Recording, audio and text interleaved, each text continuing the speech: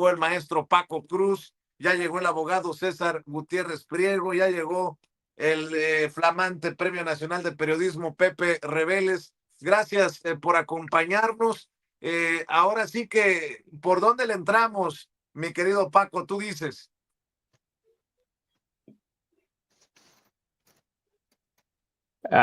Discúlpame, Sí. Vicente, creo que ahora ya está. Creo que para los tres el tema del día tiene que ser necesariamente el acuerdo de culpabilidad de Joaquín Guzmán López, y estoy convencido que los tres vamos a tener versiones distintas. Yo no creo nada en esta versión. Está llena de huecos, está llena de parches, le faltan a este rompecabezas muchas cosas. Verdaderamente no creo la versión del secuestro. Sí, hay quienes dicen, mira, ya empata la versión del Mayo con la versión de Joaquín Guzmán. No creo que haya tenido él capacidad solo para secuestrar a el Mayo Zambada. No creo tampoco que él haya tenido nada que ver en en, uh, en el supuesto secuestro del Mayo Zambada, su padrino, además. Así que para mí, eso de que dice que no le dijo nada al gobierno de Estados Unidos, que no es una operación de la CIA, que no es una operación de la DEA, que solo intentaba recibir reconocimiento del gobierno de Estados Unidos para mejorar su postura en el proceso judicial que enfrentan él y su hermano Ovidio Guzmán el Ratón. Para mí es una grasejada, verdaderamente. A lo mejor me equivoco, porque me puedo equivocar, pero este reconocimiento en el acuerdo de culpabilidad que se hizo público este lunes, para mí tiene muchos huecos, la verdad, porque Joaquín Guzmán López no tenía la capacidad operativa, no era una pieza clave en el equipo de los Chapitos. Ovidio era en realidad la cabeza, Iván Archibaldo era la otra, pero ¿tiene información Joaquín Guzmán López? Sí tiene, claro, es parte de los Chapitos, pero para mí esta versión que da, quitándole toda la tipo de intervencionismo a Estados Unidos, Vicente, para mí no cuadra nada. Yo, a Pepe seguramente te enseñaron lo mismo que a mí cuando empezamos a reportear, piensa mal y acertarás, pero para mí con todo lo que se ha publicado en el acuerdo, está muy flojo como para comprarle la verdad a Joaquín Guzmán López. Está muy planchadito, más allá de que hayan intervenido los abogados de las dos partes. Falta mucho para completar el cuadro que nos diga cómo asesinaron a Héctor Melesio Cuen Ojeda, cómo se fragó todo eso. A mí te digo, para mí está en chino todavía. Yo inicialmente no creo en esta versión, aunque nos la cuadren con que el Mayo dijo esto y Joaquín Guzmán dice esto, por lo tanto ya empatan, es la primera versión del gobierno de Estados Unidos. Para mí, no. Creo que nos están intentando chamaquear, que están planchándonos una versión a la que le faltan muchas piezas, sobre todo las del rancho, y lo otro, están poniendo a Joaquín Guzmán López como si fuera verdaderamente un capo de capos, y era un capito menor, era un capito, el Chapito, Vicente, Pepe y César. A ver, César, otro acuerdo con los considerados como narcoterroristas por ese gobierno que acuerda. Golpe de Estados Unidos, opresión de Estados Unidos al que encabeza la presidenta Claudia Sheinbaum. ¿Cómo entiendes este acuerdo de El Chapito con el gobierno estadounidense, César, que además confirma que lo que escribía o mucho de lo que escribía en aquella carta que se publicó el Mayo Zambada era verdad, que había sido secuestrado? Mira, coincido con lo que dice Paco y creo que Pepe va a coincidir con nosotros.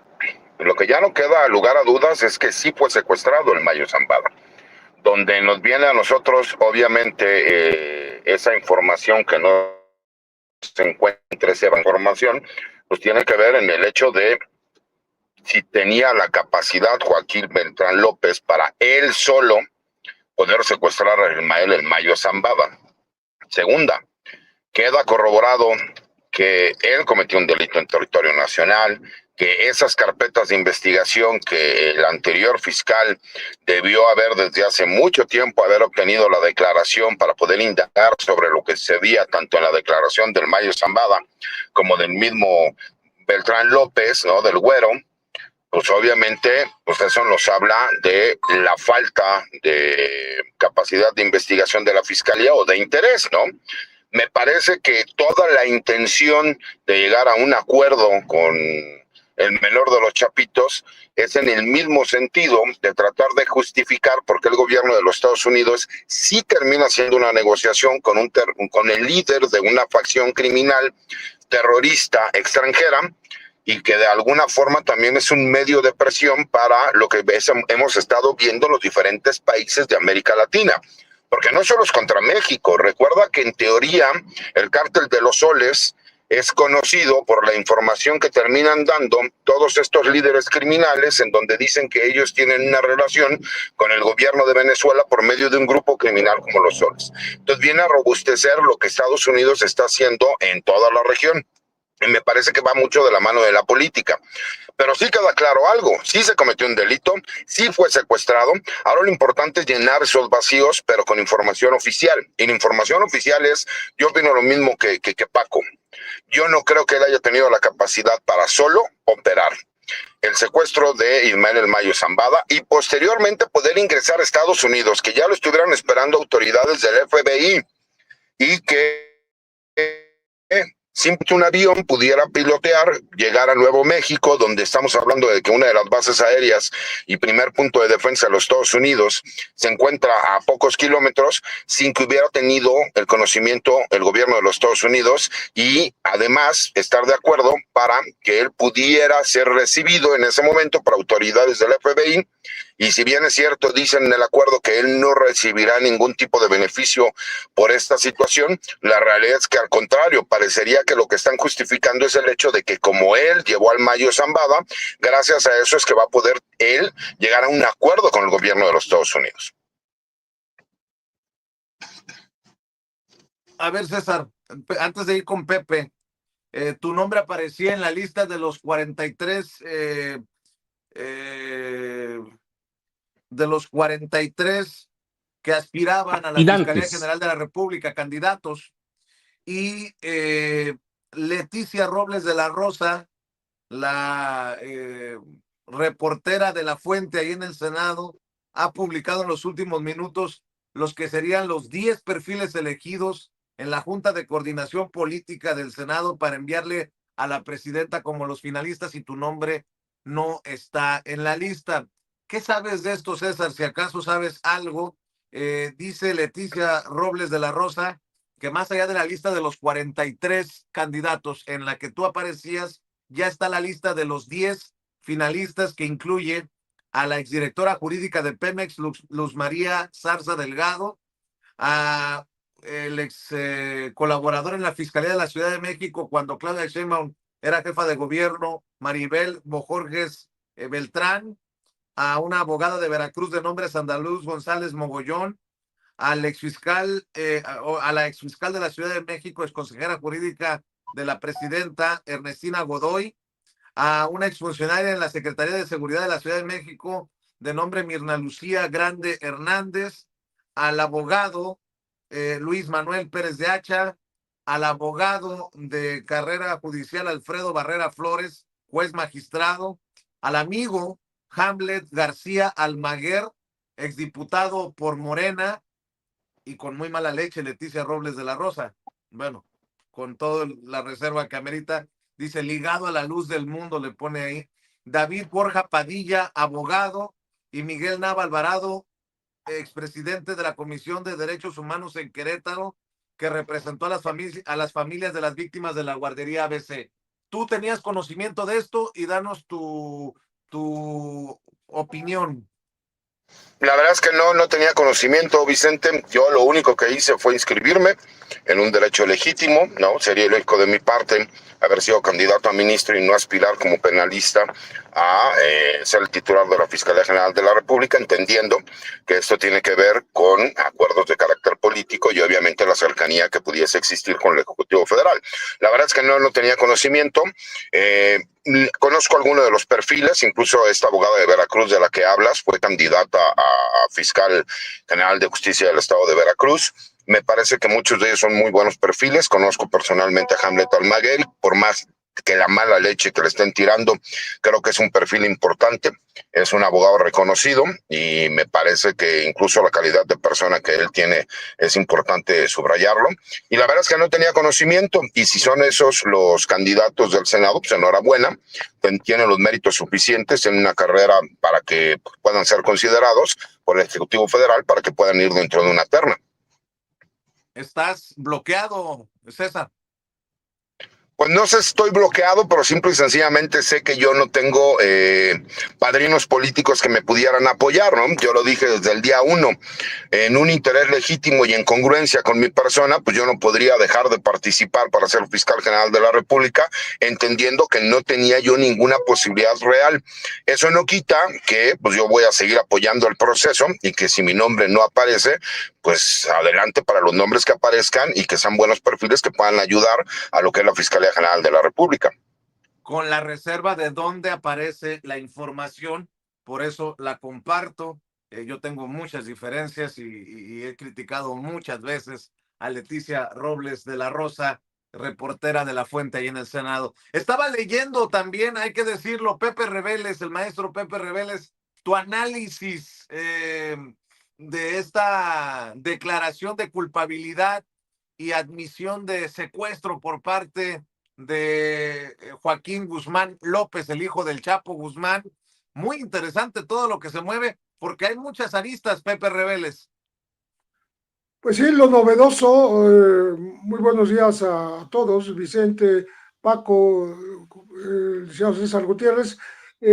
Lo más relevante es esta revelación pública de que sí fue él quien secuestró a su padrino y que es el Mayo Zambada, que este Joaquín Guzmán López lo dice con toda claridad y da detalles específicos, incluyendo el detalle de cómo no operó solo, que es un poco lo que decía Paco al principio. Dice que entró a un cuarto en donde él había quitado un cristal de techo a piso para que pudiera entrar un comando armado.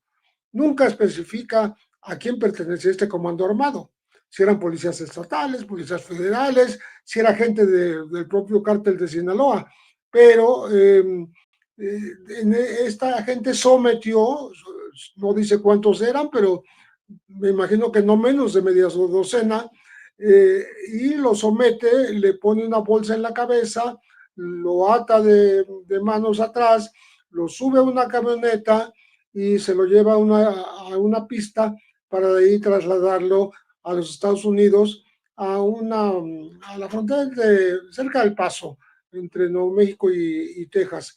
Y ahí se entrega el propio Joaquín Guzmán López y entrega al Mayo. Es curioso que insista en que no se lo pidió Estados Unidos. Es curioso que las informaciones del gobierno de Estados Unidos digan que exactamente ellos no pidieron que alguien les traicionara y se llevara contra su voluntad al Ismael El Mayo Zambada. Pero qué curioso que había gente del FBI esperándolo, o sea que sí sabían. Por tanto, ahí hay algo que no está bien claro. Y otra cosa que no está clara es que el avión, el Beechcraft que entra, si era particular o si era del gobierno de los Estados Unidos, y el piloto, que no sabemos también si era mexicano o estadounidense, y que no fue detenido. Entró a espacio prohibido, digamos, a a espacio aéreo de Estados Unidos sin permiso. Y aún así no le hicieron nada. Entonces, me parece a mí que los detalles sí confirman que Joaquín Guzmán López fue el operador de este traslado del que era su padrino, de Ismael El Mayo Zambada, porque da otros detalles como, por ejemplo, que ya en el avión, en donde lo amarró con unos cinchos al asiento, o sea, iba impedido de moverse Ismael El Mayo Zambada, y le dio una sustancia con somníferos, con calmantes, que me imagino que como una prueba de que no le iba a envenenar, Joaquín Guzmán López le da un trago y luego se la da a beber en la boca a Ismael El Mayo Zambada. Así es como llega a los Estados Unidos. Y tienen razón quienes me precedieron en la palabra, tanto Paco como el licenciado César Gutiérrez, porque hay muchos huecos en esta información. Uno de ellos es si realmente la convocatoria se había hecho con la presencia del gobernador Rubén Rocha Moya. También si el asunto que se quería dirimir allí era el de Héctor Melesio Cuenojeda, que tenía algunos pleitos viejos de la universidad. Se me hace raro que el Mayo fuera el árbitro en un tema universitario, pero bueno, así es como se pinta. Y como el Mayo, habiendo descrito que fue ejecutado en su presencia Héctor Melesio, o sea, vio a Héctor Melesio entrar y habría sido ejecutado ahí, la Fiscalía de Sinaloa manejó una versión extraña de que habría sido baleado en una camioneta en una gasolinera, en donde a una hora en que ya debía estar muerto. Todo esto hace pensar en que se ocultan cosas. ¿Por qué Rubén Rocha Moya se ausenta exactamente el día que tiene esta cita en la que estaba convocando él también? ¿Por qué los dos ayudantes, guaruras, guardaespaldas de Ismael El Mayo Zambada que entraron con él no aparecen desde entonces, hace año y medio? Y los otros dos que se quedaron afuera vigilando tampoco aparecen. Están los 4 nombres, que no los traigo aquí, pues y no valdría la pena mencionarlos. Algunos eran ex policías, pero eran guardaespaldas del Mayo Zambada. Entonces hay 4 personas más que con toda seguridad fueron liquidadas ahí también, ¿no? Entonces es un enredo que no termina de desenredarse, porque incluso el fiscal Gersmanero en su momento pidió que, puesto que se había cometido un delito al llevarse contra su voluntad al Mayo Zambada hacia los Estados Unidos, deberían devolverlo a México. Y lo pidió información y pidió que devolvieran al Mayo a México. Yo no sé con qué fin, pero era la pretensión de Gersmanero también. De tal manera que, repito, hay muchos huecos de información que ni el gobierno de Estados Unidos ni el gobierno de México están diciendo, ¿no? El de México porque seguramente no lo sabe. Y otra cosa, cuando se inicia, vamos a decir, una serie de negociaciones por parte de Joaquín Guzmán López, su hermano Ovidio Guzmán López ya había declarado culpable desde el 11 de julio, también en los Estados Unidos. O sea, van a llevar el camino juntitos, los dos, negociando, y es probable que al final obtengan una sentencia, según los expertos estadounidenses, que se ha publicado, una sentencia no mayor a 10 años de prisión, porque pues cadena perpetua no les van a dar a estos jóvenes, no tan jóvenes, 39 años tiene ya Joaquín, y Ovidio es más chico. De todas maneras, van a tener que estar hablando dando información del modus operandi del cártel de Sinaloa, de sus propios medios hermanos, de Iván Archibaldo y de Jesús Alfredo, que son los que continúan vivos y operantes, libres en Sinaloa, sí, confrontados con la Malliza y confrontados con otros grupos en Sinaloa que está muy dividido. Y aprovecho para decir que esta división ha provocado mucha violencia y ya tiene año y medio esta violencia desde que se llevaron al Mayo a los Estados Unidos y no parece que vaya a cesar con esta situación, porque es muy factible que los Estados Unidos vayan acopiando información del modus operandi del cártel de Sinaloa y lo empleen en el momento en que Donald Trump quiera presionar al gobierno de México, diciendo que pues ahí tiene información dura, precisa, acerca de la operación de los grupos criminales con, muy posiblemente con políticos locales y con empresarios. Todo este mar de información apenas comienza y creo que va a poner a pensar mucho a quienes tengan que ver con esto y sobre todo México no puede esperar mayor cosa positiva por parte del gobierno de Donald Trump que presiones desde el exterior para que lo deje entrar a atacar a los grupos criminales en su propio territorio. Hablando de presiones políticas y cosas peores, querido Paco, por un lado, el gobierno de Estados Unidos hablando de la posibilidad de ayudar a combatir al narcotráfico que tiene hasta el cuello a los políticos en México, y por otro lado indulta a un ex narcopresidente, el de Honduras. Por un lado indulta al expresidente de Honduras y pacta con el hijo de uno de los capos más importantes del narcotráfico. Bueno, con otro de los hijos de uno de los capos más importantes del narcotráfico, y sigue la mata dando. Y en ese sentido, pues, en momentos en que está amagando con hasta una operación militar para sacar al narco presidente, como le llaman a Nicolás Maduro, pues sí brinca el indulto a Hernández, a Orlando Hernández, el expresidente de Honduras, ¿no, Paco? Sí, fíjate, Jaime, pero discúlpame, Vicente, es que estaba platicando por el otro lado con Jaime Hernández, pero a Vicente, Pepe y César, les voy a contar algo. Es que, ¿por qué no creo en nada, ni siquiera en esa versión del Chapito que dice yo lo secuestré y hubo un operativo y abrí un hueco en el techo, un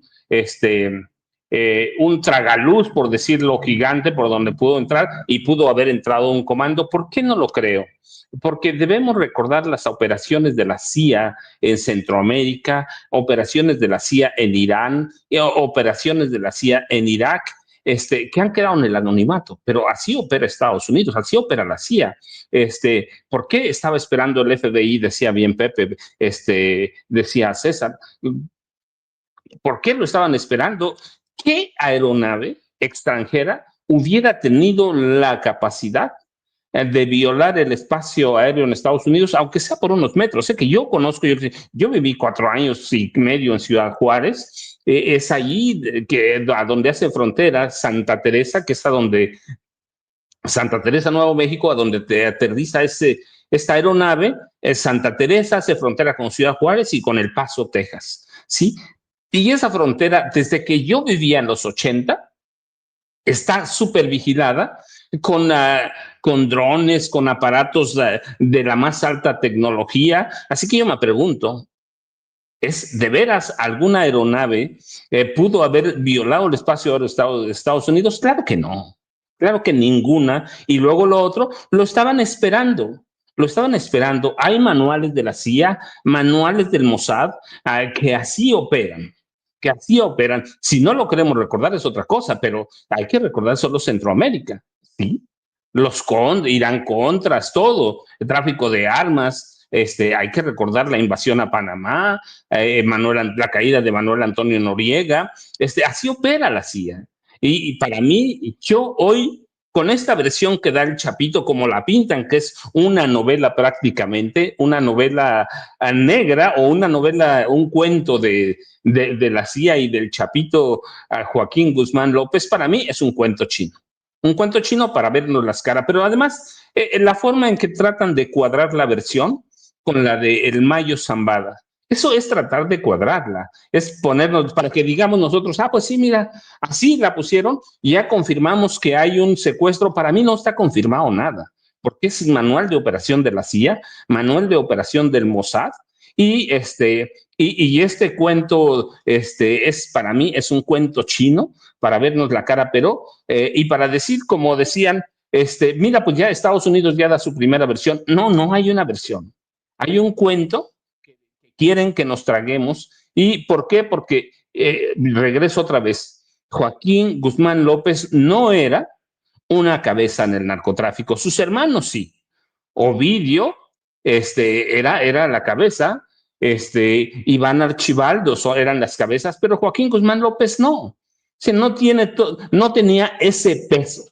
Pero, en fin, eso es lo que yo pienso, que hay que ver las operaciones de la CIA históricas en Centroamérica, en Irak, en Irán. Hay que ver cómo opera el Mossad, y si me apuras un poquito, y pienso que el Mossad, por lo menos los manuales de operación del Mossad están ahí. Así, y luego a eso súmale, sí, y tú tienes razón, el indulto y la liberación de Juan Orlando Hernández, que fue recién condenado, 45 años de prisión. Entonces, para mí, no hay una sola duda. Estados Unidos, y en el caso lo especifico, Donald Trump está caminando para que la DEA y la CIA, que tiene dentro de la CIA históricamente tiene un brazo que controla el narcotráfico, controlen todo el narcotráfico. Todo, solo, sin intermediarios, que esos son los capos mexicanos, intermediarios, que controlen absolutamente todos los flujos de droga que entran a Estados Unidos. Y solo hay que recordar, el presidente estadounidense Donald Trump es un negociante, y si algo le gusta a este tipo es el dinero en grandes cantidades. Ha hecho un gran negocio de la Casa Blanca, ha monetizado como nunca, ha robado como nunca. Así que, y la liberación de Juan Orlando Hernández nos dice, y mira, cuando te decía el chapucero, y le digo el chapucero porque así le dicen en mi casa, cuando el chapucero te decía que una eventual liberación de Genaro García Luna no está tan descabellada.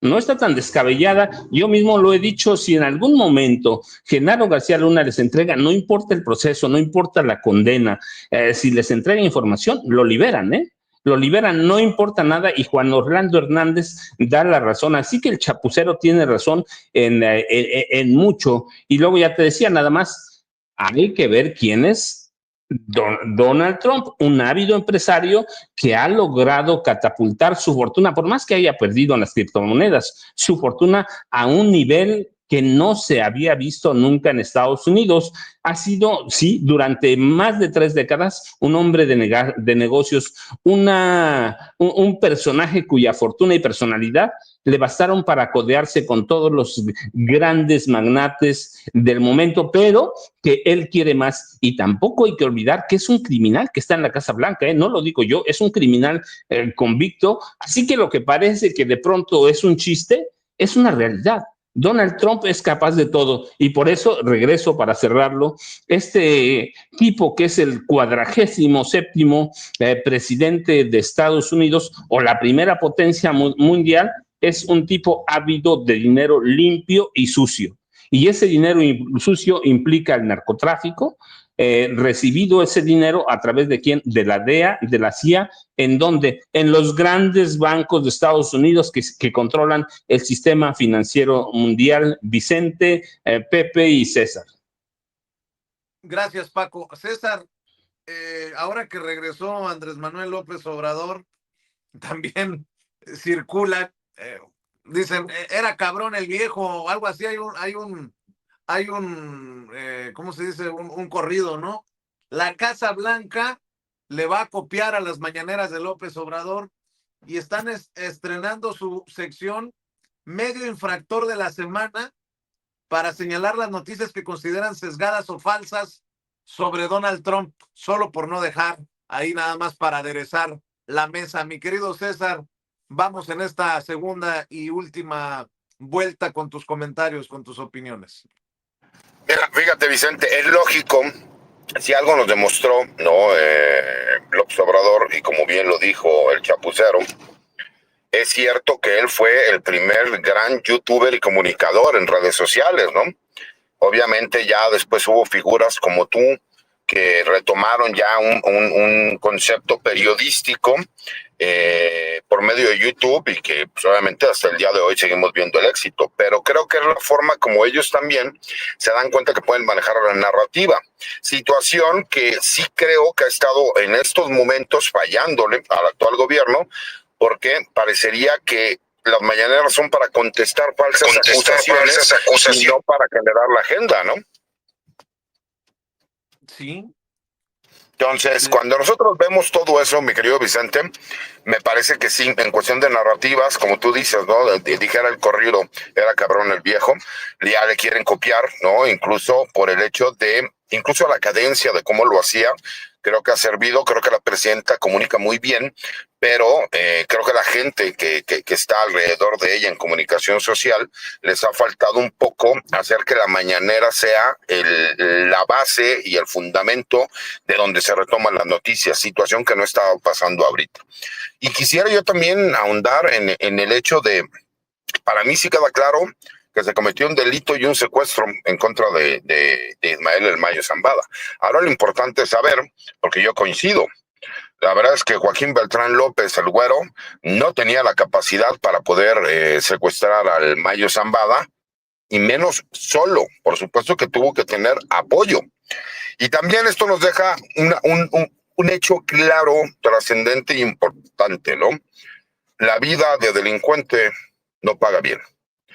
No importa lo que hagas y no importa los disquevalores que profeses a todos estos jóvenes, y lo digo también por mis hijos, que les vendieron la narcocultura durante tantas décadas, tantos años, el crimen no paga. Ellos son capaces de ir en contra de su familia, sus medios hermanos, contra su familia directa, contra los que eran sus socios, con tal de llegar a un acuerdo. Y dos, todas las películas que nosotros vemos en Hollywood no es por el hecho de que salga un soldado y diga, no te preocupes, Lili Telles, yo voy a ir a invadir México para que tú tengas democracia y soberanía. No, no tiene que ver con eso. Tiene que ver con entramados políticos, tiene que ver con cuestiones de poder, con cuestiones de injerencia, y me parece que lo hemos estado viendo todos en este momento. ¿Por qué? Porque me parece que los ultraderechistas quieren retomar el poder, no solo en nuestro país, sino a nivel mundial. Me parece que hay un choque de ideologías y me parece que incluso ahorita hay muchos que en teoría apoyan a la izquierda y que apoyan al gobierno de la transformación, donde son timoratos, ¿no? Y no salen realmente a defender lo que tendrían que defender. ¿Por qué? Pues porque se quedan en el discurso vacío, se quedan en el pagar notas en los periódicos donde ponen su nombre en apoyo, pero en los hechos no están haciendo las cosas. Y me parece que es momento importante, porque incluso creo que históricamente es un momento importante. Ya demostró el gobierno de los Estados Unidos que no le importa la lucha en contra del terrorismo, ¿no? De los grupos criminales, como los denominaron ellos, sino lo que buscan es tener mayor control político e injerencia en los diferentes países de América Latina. Y el ejemplo más claro es lo que sucedió en Honduras. Hay un dictador. ¿Mandé? No, dime, hay un dictador. Hay un dictador. Es juzgado, se va a la cárcel y resulta que lo indultas porque vienen elecciones en ese país y lo que tú quieres es tener injerencia en quién va a quedar en la presidencia. Me parece que es la muestra más clara, ¿no? No solo ese caso, sino que vemos lo que sucedió en Argentina y en algunos otros países, y me parece que por eso la injerencia y la insistencia con México, porque México es la punta de lanza para toda América Latina. Me llama la atención que para el 2026 digas que va a haber servicio militar para todos, obligatorio. Esa sí no la veía venir, César. Pero es que realmente el servicio militar nacional es obligatorio para todos los ciudadanos mexicanos. La única diferencia es que ahora va a haber 2 periodos para que más jóvenes puedan participar. Y en lugar de que sean 44 sesiones, como lo era hasta en el 2025, ahora van a ser 2 periodos de 13 sesiones, en donde los jóvenes van a poder ir todos los sábados, cumplir con el servicio militar. Y me han preguntado mucho por lo de las bolas, ¿no? Porque antes era bola blanca y bola negra, y ahora hay bola blanca, bola azul y bola negra. Entonces la gente me preguntó, oiga, ¿pero de dónde salió la bola azul? Es lo mismo, la bola blanca, si te toca bola blanca, es que vas a realizar tu servicio militar nacional en instalaciones del Ejército o de la Fuerza Aérea. Si te toca bola azul, será instalaciones de la Armada de México. Y si te toca bola negra, va a estar a disposición. ¿Qué significa? Que no vas a marchar físicamente, pero sí va a estar en la reserva por si alguno de los que les tocó bola blanca o bola azul no cumplen con el servicio militar nacional. Entonces, en realidad es obligatorio, sí, pero siempre ha sido obligatorio. Eso nos lo dice el artículo 5º constitucional y el 31, ¿no? La realidad es que en nuestros tiempos, lo recordará Paco, Pepe, tú, Vicente, nosotros necesitábamos la cartilla para poder sacar el pasaporte y había muchos documentos en donde te lo pedían. Ahora la cartilla única y exclusivamente se pide si tú quieres trabajar en cuestiones que tienen que ver con la seguridad, ¿no?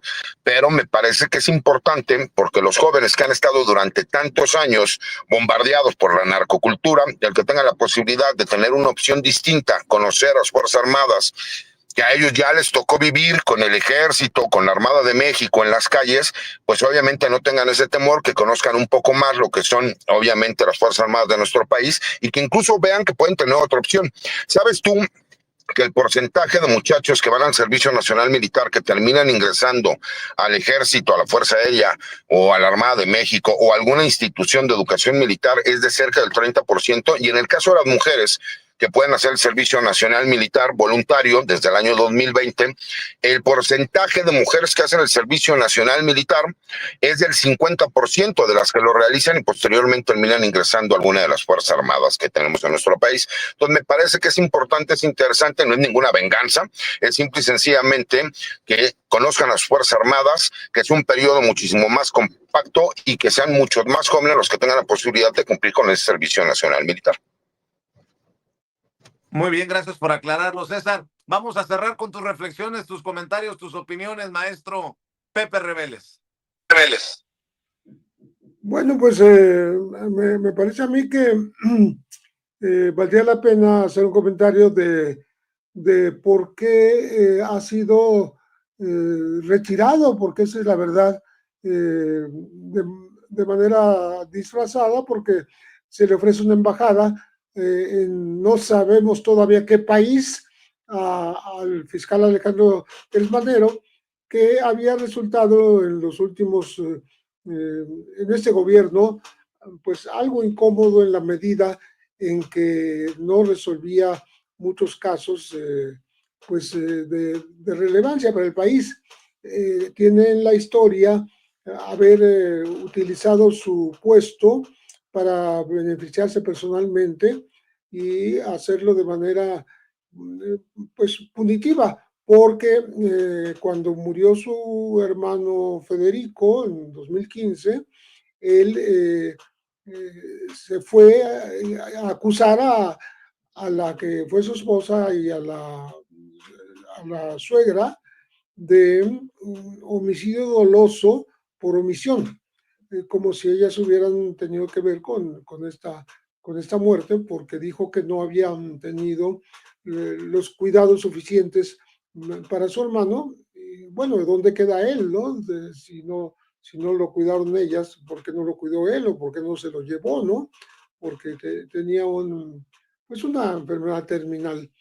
Entonces eso lo signó porque las tuvo durante años en la cárcel, acusadas de esta manera. También tuvo como polémica pública el hecho de pelear la titularidad de la Universidad de las Américas en Puebla y su plantel aquí en la Ciudad de México, de donde él se decía dueño y de donde sacó incluso dineros para comprarse una propiedad que no metió en su declaración de bienes como funcionario. Gers Manero sirvió a todos los partidos. Él estuvo en la Operación Cóndor allá en los años 70 en el Triángulo Dorado Mexicano, en Sinaloa, Durango y Sinaloa, Durango y Chihuahua, y después eso al servicio del PRI. Después estuvo al servicio del PAN, donde fue secretario de Seguridad Pública federal, había sido secretario de Seguridad Pública local también, y ahí inclusive consignó a Wilfrido Robledo Madrid y a Genaro García Luna por malos manejos, porque eran sus subalternos, y los metió a un proceso del que Wilfrido Robledo salió con una inhabilitación de 10 años, sin ir a la cárcel, y Genaro García Luna ni fue a la cárcel ni fue inhabilitado. Después ya en Estados Unidos, García Luna,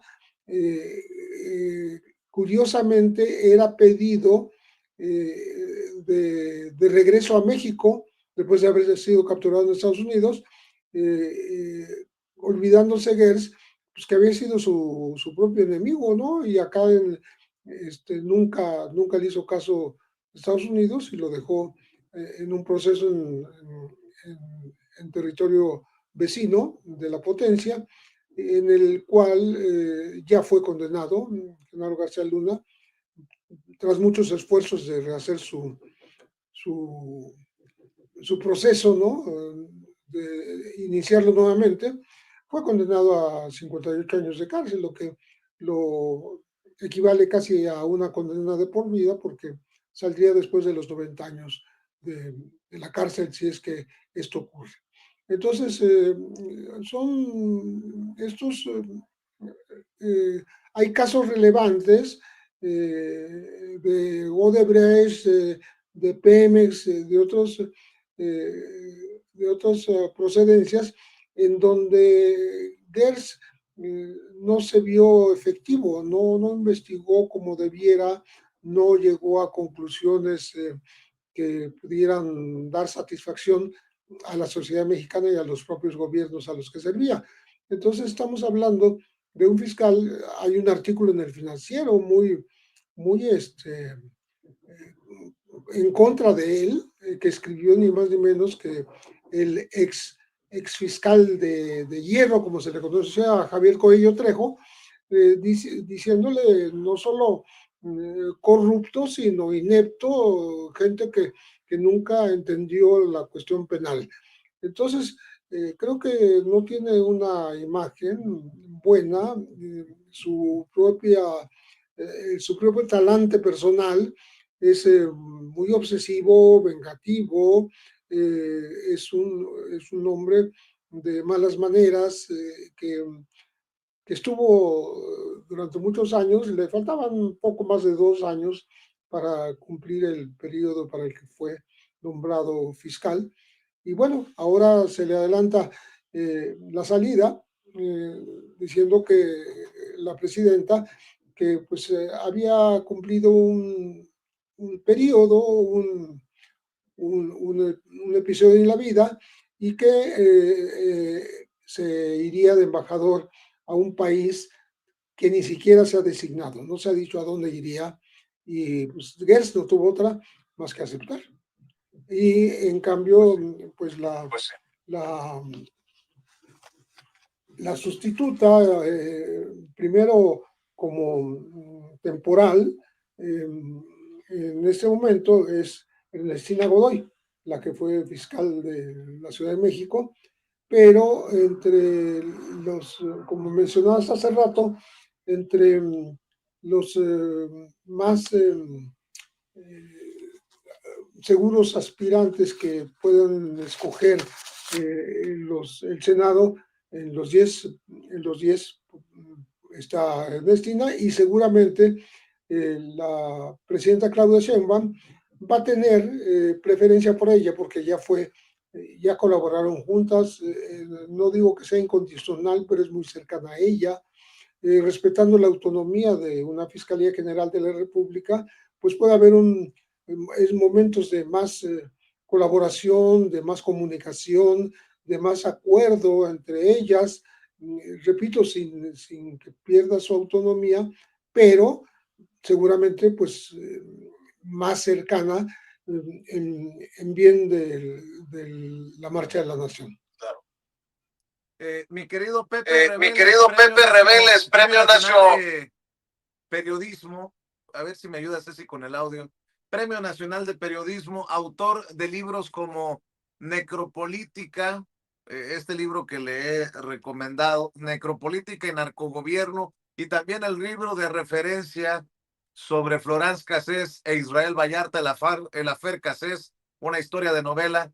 Gracias, mi querido Pepe, por llegar a esta cita de la Mesa de Seguridad en Sin Censura. El abogado César Gutiérrez Priego, recuerde que escribe su columna, que sube videocolumnas, que está en redes sociales. ¿Por qué no cerramos con la invitación, César?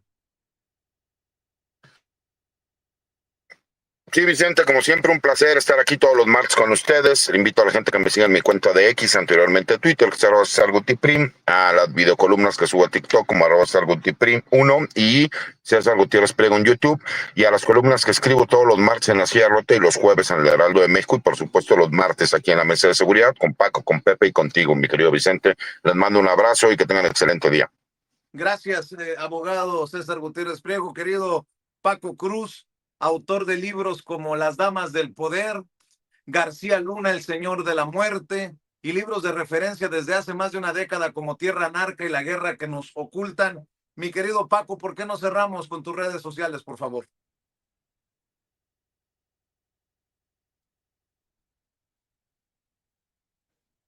Discúlpame, Vicente. Primero, un abrazo a Pepe, un abrazo para ti, un abrazo a César Gutiérrez Priego. Yo me pregunto, Vicente, ¿cuándo viene AMLO la película? Seguramente que eso espantaría a más de uno, o aquella película que descubre que los quienes apoyan a Ricardo Salinas Pliego no son ricos. Pero yo, ya sabes, @Paco Cruz Jiménez en X, antes Twitter, Francisco Cruz Jiménez en Facebook. Nos vemos el próximo martes, César, Pepe, Vicente. Gracias, Paco. Gracias, abogado. Gracias, querido Pepe Reveles. Más de 100 años de experiencia en esta mesa de seguridad, hablando en este espacio libre, libre como el viento.